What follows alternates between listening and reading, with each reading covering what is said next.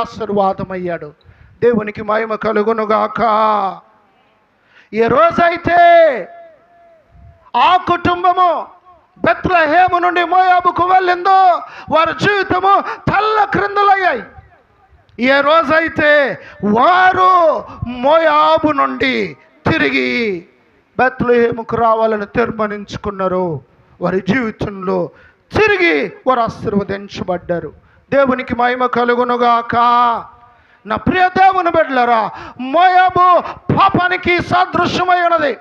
మోయాబు అనైతికమైన జీవిత విధానానికి పునాది అయి ఉన్నది. మన జీవితంలో ఎప్పుడూ కూడా దేవుడు చెప్పిన నియమాల ప్రకారమే మనం బ్రతకాలి.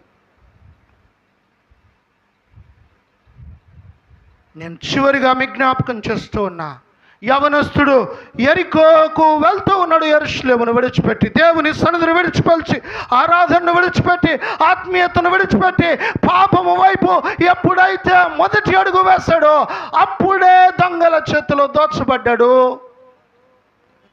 గాయాలు తన జీవితమందు అనుభవించడు, నష్టపోయాడు, కొన పురాణముతో మొలుగుతూ ఉన్నాడు.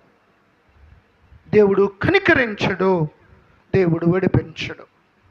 మన జీవితాల్లో కూడా ఇశ్రాయేలీలు ఐగుప్తును విడిచి ఇశ్రాయేలుకు నడిచినట్లుగా దేవుని సన్నిధానానికి నడుద్దాం. ప్రతిరోజు దేవుని ఆరాధన చేద్దాం, దేవుణ్ణి ఘనపరుద్దాం. 365 రోజులు దేవుని నామస్మరణ లేకుండా ఏ పని వైపు మనం అడుగులు వేయకుండా జాగ్రత్త పడదాం. ఫరో అనుకున్నాడు వీరి జీవితంలో ఒక్కడు కూడా ముందుకు వేయలేరని.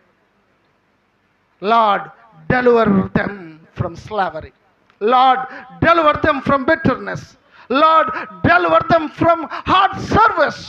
ఈ యొక్క ఉదయకాల సమయం ముందు దేవుని మాటలు విన్న ప్రియ దేవుని బిడ్డలారా, నిత్యము దేవుని ఆరాధించే బిడలుగా, దేవుని సన్నిధిలో ఉండే బిడలుగా, దేవుని నామ స్మరణ చేసే బిడలుగా దేవుడు మనల్ని దీవించి ఆశీర్వదించునుగాక.